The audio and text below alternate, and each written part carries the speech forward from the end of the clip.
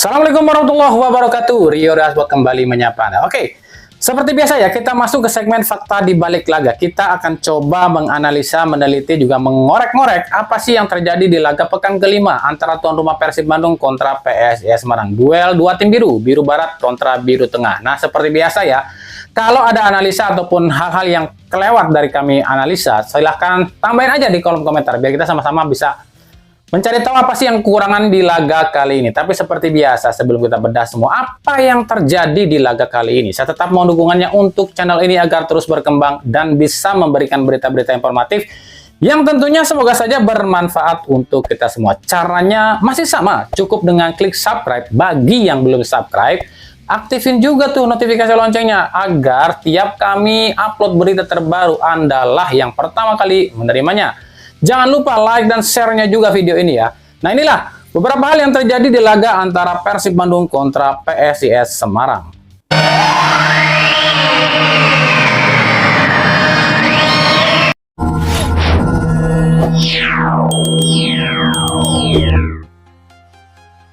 Inilah beberapa fakta di balik laga antara Persib Bandung kontra PSIS Semarang.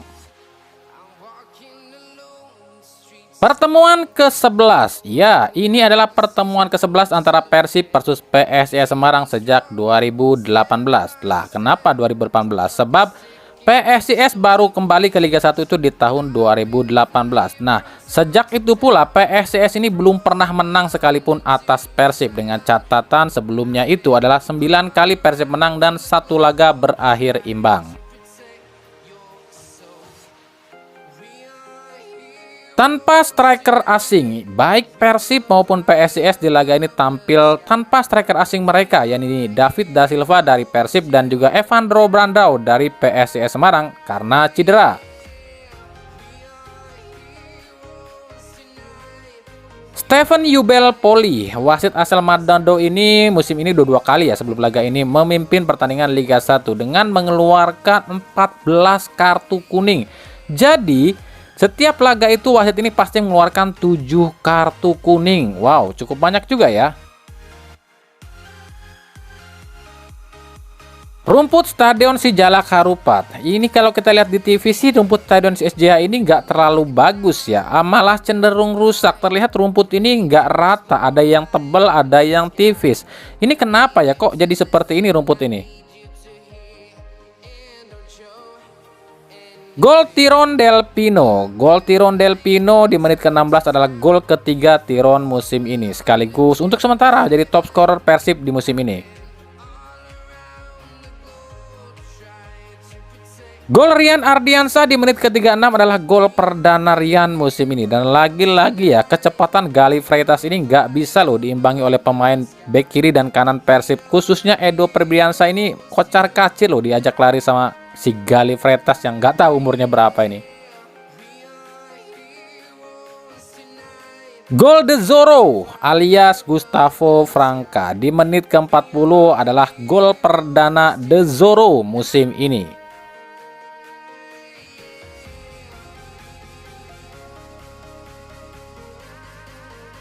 Tamparan diarah pada Gustavo. Ini yang kami bilang ya, petugas VAR itu nggak bisa apa-apa ya, cuma bisa ngasih kode aja. Sementara ya keputusannya itu ada di wasit utama. Petugas VAR udah ngasih kode ke Stephen Yubel Poli kalau pelanggaran diarah ke Gustavo ini potensi kartu merah. Tapi kan keputusannya tetap di Yubel Poli dan Yubel Poli ini nggak mau ngeliat monitor. Jadi ya udah cuma kartu kuning aja. Jadi ya di sini balik lagi ya, semua keputusan itu ada di tangan wasit utama. Meskipun kalau menurut kami ya ini tuh potensi kartu merahnya tinggi loh.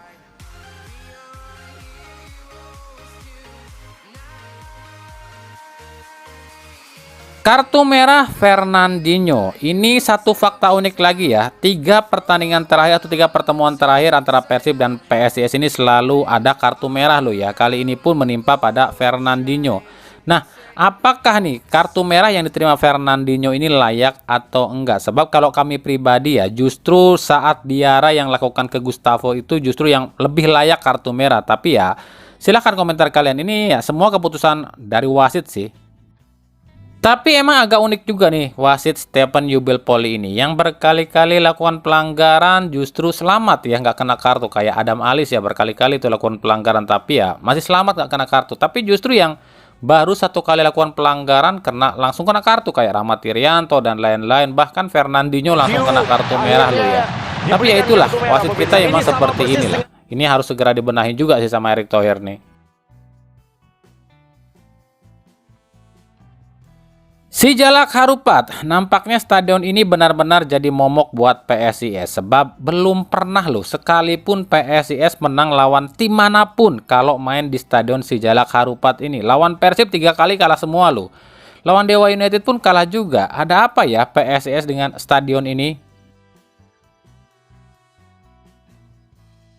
Belum pernah kalah dan belum pernah menang. Ya, dengan ini Persib belum pernah kalah dari PSIS sejak 2018 dengan rincian 10 kali menang dan 1 kali imbang. Dan Persib pun sejauh ini belum pernah kalah ya di Liga 1 musim ini dengan catatan 2 kali kemenangan dan 3 kali hasil imbang. Sementara bagi PSIS dengan ini 10 kali sudah PSIS ini belum pernah raih kemenangan saat melawan Persib Bandung. Bahkan di 5 pertemuan terakhir PSIS ini selalu kalah loh lawan Persib. Man of the match. Kalau kita lihat dari statistik sih ada 2 pemain yang dapat rating paling tinggi yaitu Tiron dan Ciro Alves dengan rating 4,5. Tapi Gustavo juga cukup tinggi nih 4,4 dengan 1 gol juga. Jadi silakan saja menurut kalian nih siapa yang layak jadi man of the match di laga ini selain versinya LIB ya. Oke, sekarang kita analisa ya. Di kubu Persib Bandung dulu deh. Seperti yang kami bilang ya, memang terbuktikan lebih efektif jika Ciro ini ditampilkan sebagai winger atau istilahnya ada striker lain lah di depan ya, meskipun terlihat masih kerasa banget ya hilangnya David Da Silva. Ciro ini seolah nggak ada tandem loh ya, nggak ada yang namanya istilahnya tiktokan di lini depan. Kekurangan lain masih terasa banget di sisi pertahanan kiri dan kanan. Beberapa kali ini pertahanan sisi dan kanan kiri dan kanan Persib ini masih bisa ditembus. Kakang Rudianto itu selalu ambil sekali dan ini bisa berbahaya ya. Kalau kena lawan bisa kartu kuning, kalau lewat ya banyak banget tuh. Malah sering lewat nih dari hadangan Kakang Rudianto seperti Haikal Al-Hafiz ya. Lalu sisi kiri pun yang digawangi oleh Edo Febriansyah. Ini pun keteteran banget loh ya melawan 2 pelari cepat Rian Ardiansyah dan Galih Freitas. Tapi kalau Edo ini kami masih bisa maklumi nih. Sebab yang dilawan itu 2 pelari cepat tanpa ada bantuan dari winger loh ya. Nah, kenapa kami bilang sisi kiri dan kanan ini masih bolong ya, masih sering bolong. Gol Rian Ardiansyah memang ini kekurangan dari Edo Febriansyah yang gagal menutup pergerakan Galih Freitas sehingga bola itu menyentuh kakinya Gustavo. Tapi kan masalahnya itu posisi Rian Ardiansyah itu harusnya ditutup oleh Nick Kuipers atau Kakang Rudianto. Kenapa nih si Rian Ardiansyah ini bisa bebas melongpong, nggak ada penjagaan? Dari sisi permainan sendiri sebenarnya udah ada peningkatan ya dibandingkan dengan beberapa pekan kemarin ya. Meskipun peningkatannya ini nggak terlalu signifikan juga, tapi dibandingkan lawan PSM ini ada peningkatan. Dan udah tepat juga nih Boyan Hodak ini nggak memainkan yang namanya Mailson 5. Sebab ya kalian lihat sendiri ya, meskipun permainan Persib di laga ini nggak sempurna, tapi paling tidak hampir semua pemain yang ada di lapangan itu kerja loh ya, nggak ada yang nggak berkontribusi, semuanya berkontribusi sih.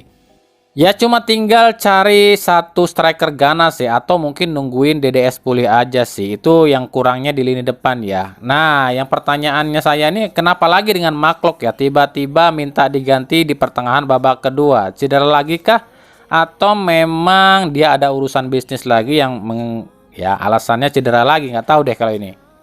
Cuma paling tidak dengan kemenangan ini, nyawa Boyan Hodak ini sementara selamat ya. Coba kalau kalah, itu besoknya pasti ada yang demo tuh. Jadi untuk selanjutnya yang harus dibenahi itu ya 3 titik sih yang kurang itu ya. Ini sisi depan, sisi sayap, dan sisi pertahanan kiri dan kanan. Semoga bisa dibenahi ya, karena di Liga AFC akan lebih keras sih pertandingannya.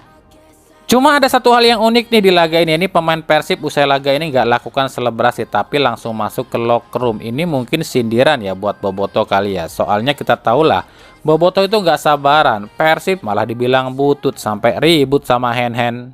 Jadi mungkin para pemain agak kesel juga ya sama Boboto. Giliran menang kalian dipuja-puja, giliran nggak menang dibilang butut.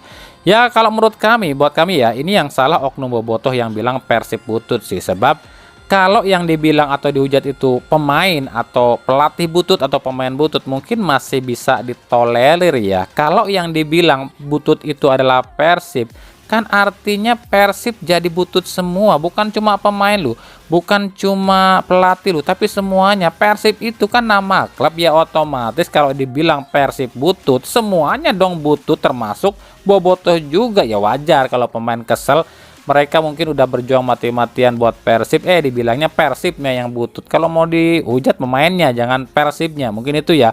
Jadi ya mungkin kami paham lah apa yang dirasain oleh para pemain. Ya biasalah kalau yang ngomong Persib butut kemarin itu fans kardusnya Persib.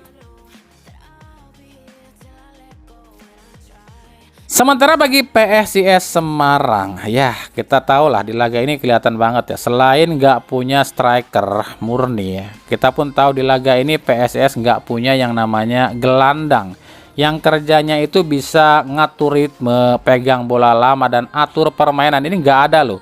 Makanya kenapa back-back PSIS ini langsung lob bola ke depan. Karena memang nggak ada yang ngalirin bola dari lini tengah. Nggak ada orang atau pemain yang ngambil bola ke back terus dialirkan, dibagi ke tengah baru ke depan. Nggak ada ya. Makanya ini agak repot juga permainan PSIS malam ini. Dan kalau kami boleh ngasih pendapat, dari 6 pemain asing yang ditampilkan PSIS di laga ini, kami pikir cuma Diarra dan Galih Freitas deh yang hidup. Sisanya ya masih adaptasi semua sih, seperti Lucas Barreto, Roger Bonnet, dan juga Fernandinho. Fernandinho malah blooper, baru masuk udah kartu merah. Anehnya ya buat kami itu kenapa ya Gilbert Agius ini nggak memainkan yang namanya Taufik Skandari ya. Ini pemain asal Afghanistan, apa memang nggak berkontribusi gitu buat PSIS? Selama 3 kali main mungkin memang belum ada catatan apapun dari Skandari ini. Jadi intinya kalau kami pribadi ya boleh menyebutkan pemain-pemain PSIS yang menonjol di laga ini cuma ada beberapa seperti Diarra, Galih Freitas, Dewangga, Rian Ardiansa, dan Haikal Al-Hafiz. Sisanya kayak batang kayu. Kedepannya ya PSIS kalau nggak bisa mengatasi lini depannya dan lini tengahnya ya akan babak belur deh, akan kerepotan deh PSIS ke depannya. Ini buat lini depan kalau nggak bisa nyari striker atau Evandro nggak sembuh dan juga nggak bisa adaptasi, kasihan Septian David Maulana kalau menurut kami. Babak belur Septian di sini, nyerang iya, bertahan iya, bagi bola iya, sementara yang lain nggak ada yang ngedukung. Ini mungkin para pendukungnya PSIS mulai kangen nih sama King Fortes kali ya.